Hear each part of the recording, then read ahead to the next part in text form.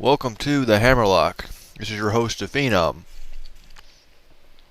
Now, as I sit here, eating this ham sandwich, I started to think of something that sort of irritated me a lot within the recent months. It seems every other wrestling video that I go to, that's somewhat old, one constant thing I keep hearing about is, we need to bring back the nWo. Oh yeah, Hogan, Hall, and Nash, these guys were awesome. I mean, they need to come back, They would save wrestling. It's boring now. We need them back again. And seeing stuff like that has always kind of perplexed me. It might be nice to dream about things to a certain extent, but let's face the facts here, people. Scott Hall is an overweight alcoholic with drug problems who can't even hold down a job in TNA, an organization which has become famous for being sort of a haven for WWE rejects. And Mr. I pull my hamstring every time I step into the ring, Kevin Nash, is wrestling in TNA. And he's under contract, and he has no interest in coming back to WWE. And if he did, it would only be for the money, and I doubt he would be able to pull a schedule without pulling his hamstring. And finally, Hulk Hogan. Does he even still wrestle? If he does, it's certainly not been in WWE, at least not recently, and it certainly wouldn't be regularly enough to be in a faction like the nWo.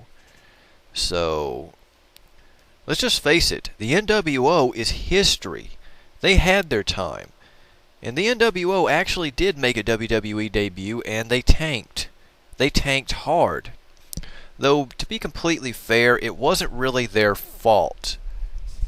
I don't think the writing staff really knew how to use the nWo properly. Either that or Vince McMahon was deliberately trying to make them look foolish as some sort of a grudge for them almost putting him out of business when they were still in WCW. I don't really know.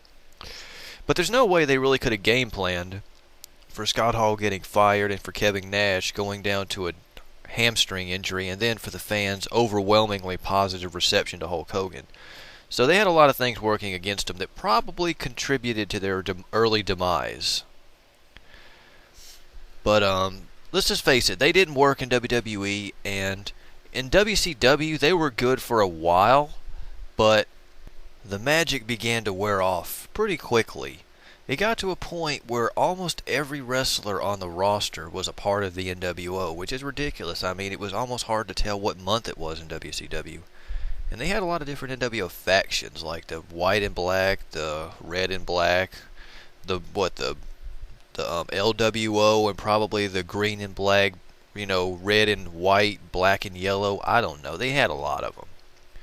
And it was just a mess, especially towards the later period when they brought in, I think, the black and silver. I mean, at that point, I was just like, okay, you guys are officially completely out of ideas. The nWo represented both the main reasons why I started watching WCW over WWF and the main reasons why I stopped watching WCW. Because it was just too much to take for me. And while I'm on the topic of dead factions, let's just look at one more really quickly. D-Generation X. I fucking hate these guys. I always hated D-Generation X, even back at the height of their popularity. And it wasn't really because I liked the nWo more, it was just because, it was stupid.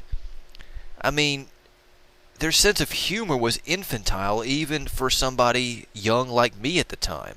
I can't see how anybody with even a shred of maturity could find this slightly entertaining at all.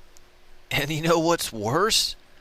They've been bringing D-Generation X back recently in like 2006, and if I'm not mistaken, I think they brought it back just recently, earlier this year. I'm not really sure because I don't watch wrestling, but I do believe that my partner stated to me that D-Generation X it came back again.